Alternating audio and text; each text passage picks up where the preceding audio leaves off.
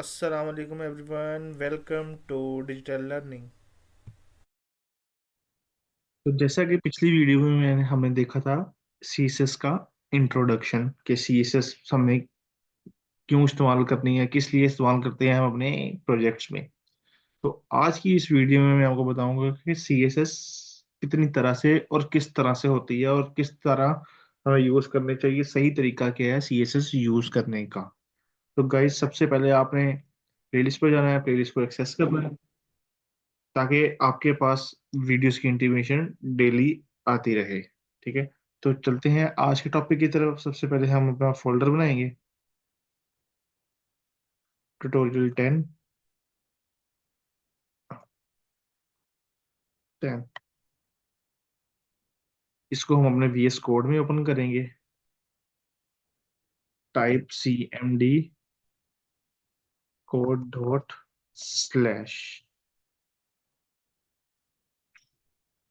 ये ओपन हो गया हमारा VS कोड में project. No, I don't notice the authors. अच्छा, तो सबसे पहले मैं यहाँ पे बनाऊंगा अपनी index.html की फाइल। सॉरी। तो जी, सबसे पहले एक्सक्लेमेशन मार्क टाइप करके मैं अपना बोलेबल कोड ले लेता हूँ, हमेशा की तरह जैसा कि आप लेते हैं।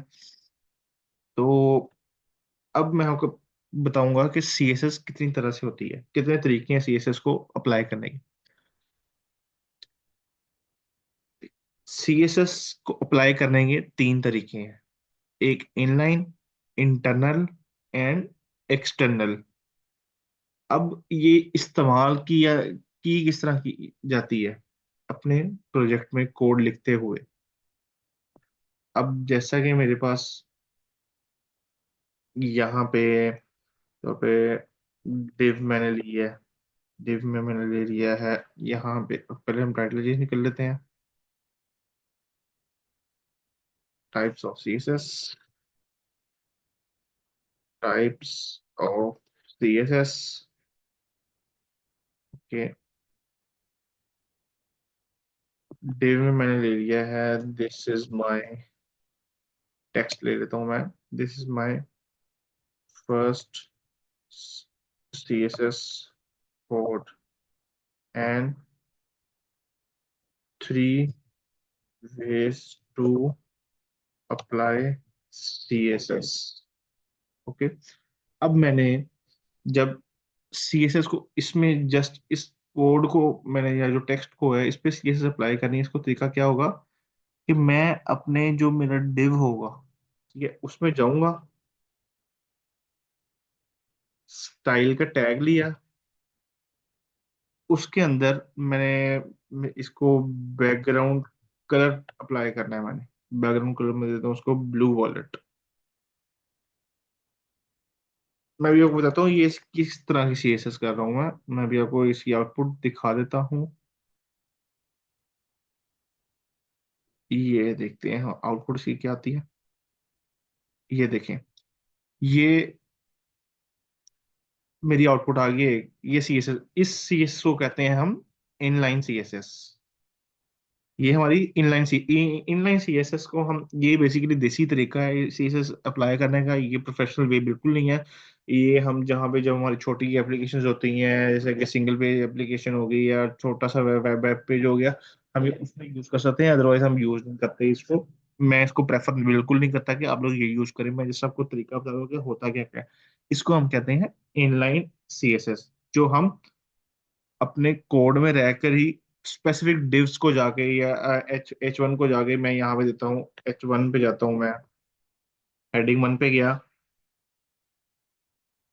Hello I am your heading. अब जैसा कि मैं हेडिंग में जाता हूँ, इसको मैं अलग CSS देता हूँ। स्टाइल, कलर, कलर दे दिया मैंने इसको ब्राउन, Ctrl+S। अब ये देखें, इसको अलग CSS हो जाएगी। अब जैसा कि मैंने इन दोनों को CSS देनी है, तो मैं क्या हर div में जाके अलग CSS लिखूंगा। तो मेरे पास कंटेंट ऐसा भी होता है कि मैंने इसमें काफी कंटेंट लिखना होता है, उसमें मैंने CSS सेम भी देनी होती है, तो ये प्रेफरेबल नहीं है। तो चलते हैं हम अपनी सेकंड पे जाके। अब मैं इनकी स्टाइलिंग जाके खत्म कर देता हूँ सेम।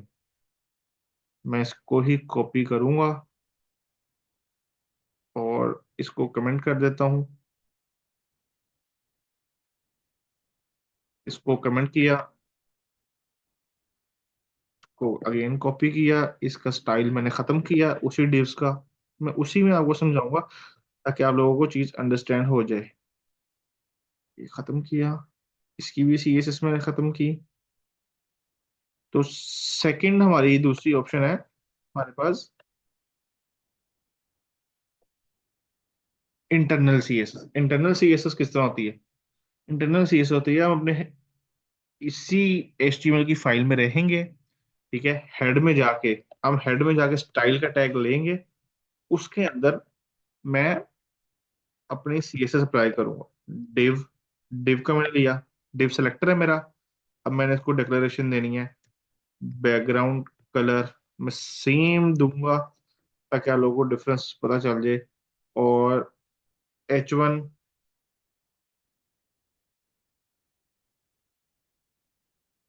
H1 को भी मैंने यहाँ पे टेक्स्ट नहीं कॉपी किया, मैं इसको भी कॉपी कर लेता हूँ। इसमें लिख दिया हेडिंग, H1 को लिया सिलेक्टर। हमारा कलर है, कलर हमने लिया था ब्राउन। कंट्रोल S, ये बिल्कुल सेम आउटपुट है। अब मैं यहाँ पे S2 कर देता हूँ, चेंज कर देता हूँ, आपको समझाने के लिए कर रहा हूँ ताकि ये देखें कलर मेरा बिल्कुल खत्म हो गया क्योंकि मैंने सिलेक्टर यहाँ पे गलत सेलेक्ट किया हुआ है। तो ये हमारी होती है सेकेंड स्टेप होता है सीएसएस का, यानी कि सेकंड वे होता है सीएसएस अप्लाई करने का। तो ये भी हम उसी के लिए यूज करते हैं, हमारे पास छोटी वेबसाइट्स हो, हम इंटरनली कर लेते होते हैं ताकि हमें हमें कोई फाइल्स ना चेंज करनी पड़े, सो वट एवर जो भी है। तो आपने ये भी हम यूज कर सकते हैं, बट ज्यादातर हम ये यूज नहीं करते हैं, ठीक है। तो हमारा तीसरा स्टेप आता है इंटरनल, सॉरी एक्सटर्नल सीएसएस का। थर्ड पे हमारी आती है एक्सटर्नल सीएसएस। तो एक्सटर्नल सीएसएस को अप्लाई करने का तरीका ये है, मैं इसको कमेंट कर देता हूँ। मैंने यहाँ पे जाके इंडेक्स के साथ नीचे फाइल बनानी है अपनी, style dot C S S. अब देखें इसमें क्या डिफरेंस है। C H T M L की फाइल बनानी है तो उसकी एक्सटेंशन होगी H T M L, style की फाइल बनानी है तो उसकी एक्सटेंशन होगी सी एस एस, ठीक है, सी एस एस। अब ये सेम जाके मैं पहले यहाँ पे दूंगा एक लिंक का टैग। ये हमारे होते हैं मेटा टैग्स होते हैं, लिंक, ये जो सारे ऊपर मेटा टैग्स हैं हमारे, इसमें हमने लिंक्स डाल सकते हैं, हम अपने फाइल्स को इंक्लूड करवाना हो, हमने जैसे बूटस्ट्रैप की हमने पूरी फाइल उठानी है तो हम यहाँ पे लिंक कर सकते हैं। अब मेरी एक्सटेंशन क्या है, href link style dot C S. देखें VS कोड ने मुझे ऑटोमेटिकली दे दिया कि आपकी ये फाइल पड़ी हुई है। एंटर,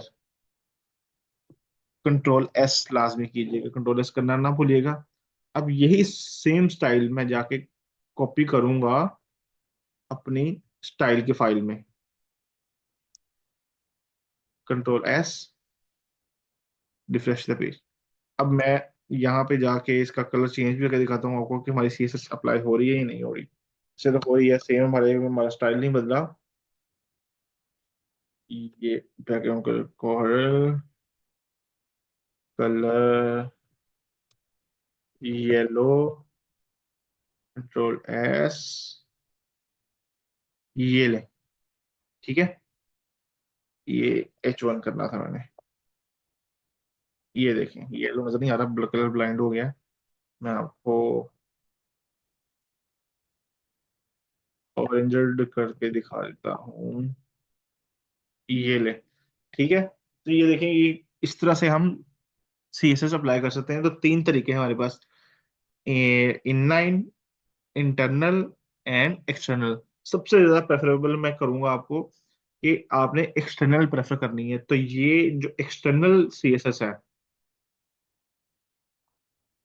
एक्सटर्नल सीएसएस को हम ज्यादा प्रेफरेबल करेंगे बिकॉज ये बहुत आसानी से की जाती है और इसको समझने में भी आसानी होती है कि आपने कौन सी सीएसएस कहाँ अप्लाई करनी है और कौन सा डिजाइन आपने कहाँ पे देना है, कौन सा कलर, कौन सा लेआउट आपने कहाँ पे डिजाइन करना है, इसकी हाइट विड्थ देखते जाएंगे कि इसकी स्टाइलिंग क्या क्या करनी है, क्या क्या नहीं करनी है हमने। तो ये एक्सटर्नल में, क्योंकि ये बहुत बड़ी बड़ी एप्लीकेशंस में इस्तेमाल की जाती है, जैसे कि यूट्यूब, नेटफ्लिक्स, amazon, इनमें बड़ी बड़ी वेबसाइट्स में हम यही यूज करते हैं, एक्सटर्नल सीएसएस। तो गाइज उम्मीद है कि आपको आज की वीडियो की समझ आ गई होगी और आज के टॉपिक आपके लिए बहुत हेल्पफुल रहेगा। अगर कुछ नहीं समझ आया तो तब भी कमेंट में बताइएगा, अगर समझ आ गया तो तब भी कमेंट में बताइएगा लास्ट में। तो गाइज प्लेलिस्ट को एक्सेस करना मत भूलिएगा। चैनल को सब्सक्राइब, लाइक और शेयर लाजमी कीजिएगा, अपने दोस्तों के साथ शेयर भी कीजिएगा, ताकि आपके लोग भी, आपके फ्रेंड्स भी इस कोर्स को फ्री ऑफ कॉस्ट हासिल कर सके जो आप पैसे देके बाहर सीखना चाहते हैं।